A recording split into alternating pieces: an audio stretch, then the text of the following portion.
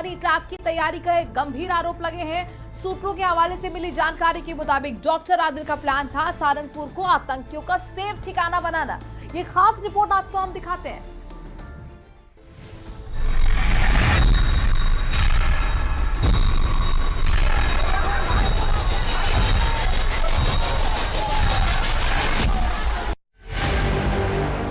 Delhi blast की जैसे जैसे जांच आगे बढ़ रही है, वैसे वैसे चौंकाने वाले खुलासे हो रहे हैं।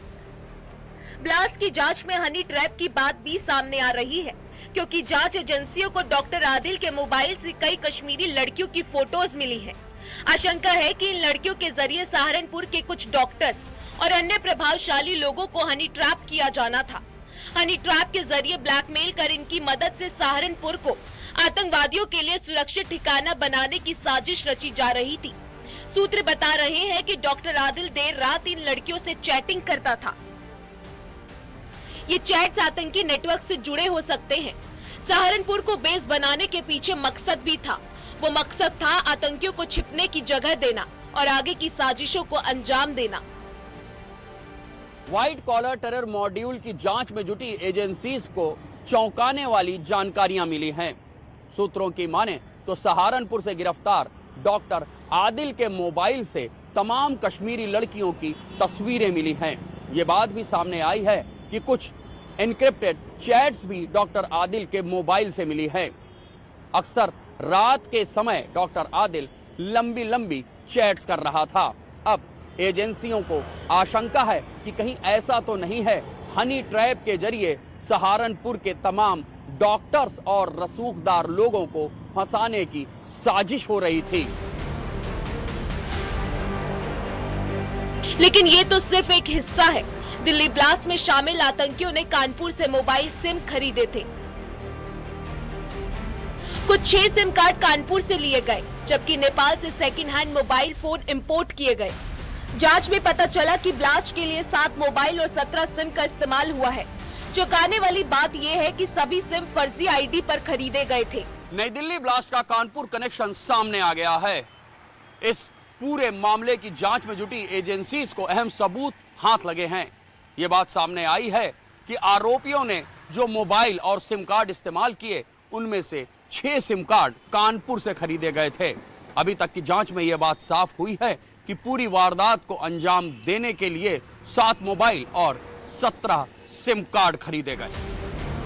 आतंकी इतने शातिर थे कि ट्रेसिंग से बचने के लिए सेकंड हैंड फोन और फेक आईडी का सहारा लिया। कानपुर से सिम खरीदा और नेपाल से फोन। ये नेटवर्क कितना बड़ा है, ये जांच से साफ हो रहा है। अब इस ब्लास्ट के तार कहीं न कहीं तुर्की और पाकिस्तान के बाद दुबई से भी जुड़ते नजर आ रहे हैं। दरअसल खुफिया एजेंसी को ये जानकारी मिली है कि ब्लास्ट से पहले सहारनपुर से गिरफ्तार डॉक्टर आदिल अहमद का भाई मुजफ्फर, जो करीब 2 महीने पहले दुबई गया था, इससे पहले उसके पाकिस्तान जाने की भी खबर है। अब एजेंसियां ये पता लगाने में जुट गई हैं कि कहीं वह फंडिंग जुटाने के लिए तो दुबई नहीं गया था, साथ ही पाकिस्तान जाने के दौरान वह किस किस से मिला। ब्रेन वॉश से लेकर ब्लास्ट तक की सभी कार्रवाई विदेशी हैंडलर के इशारे पे की जा रही थी। एजेंसीज को अब इस बात का यकीन तो हो गया है, और एक नाम जो उभर कर सामने आ रहा है वो है डॉक्टर मुजफ्फर।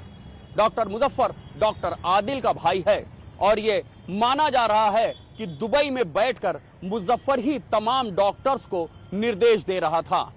जांच के दौरान ये बात भी सामने आई है कि doctor Adil, doctor Muzammil, doctor Umar, यहां तक कि डॉक्टर शाहीन ने भी दुबई और तुर्की की यात्रा की। आखिरकार इन यात्राओं के पीछे का सच क्या है? क्या इन्हीं यात्राओं में छिपा हुआ है आतंक का दिल दहलाने वाला खेल? अब एजेंसीज इसी कोड को डिकोड करने में जुटे हुई हैं। दिल्ली के रोहिणी में हुआ धमाका कोई इत्तेफाक नहीं, बल्कि एक सुनियोजित साजिश का हिस्सा था।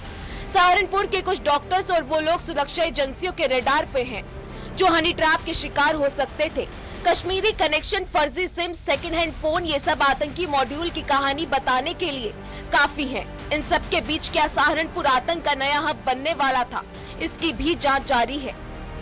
Bureau report.